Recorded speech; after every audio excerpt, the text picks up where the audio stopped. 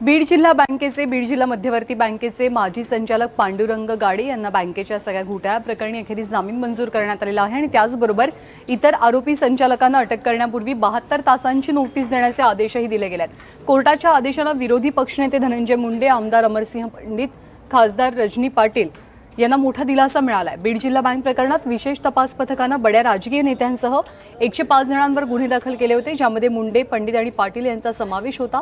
त्यामुळे त्यांच्यावरती ही अटकेची टांगती तलवार होती। मात्र आता न्यायालयाच्या आदेशानंतर त्यांना अटकपूर्व जामिनाची तजवीज करता येणं शक्य होणार आहे। पारस्कर एसपी साहेबांच्या प्रेस नोटमध्ये त्यांचं असं म्हणणं होतं की काही नियमांचं उल्लंघन करून यांनी कर्ज दिलेलं आहे आणि त्याला उत्तर असं होतं की नियमांचं उल्लंघन करणे हा काही भारतीय दंडविधानामध्ये गुन्हा होत नाही, असं माझं त्यात म्हणणं होतं।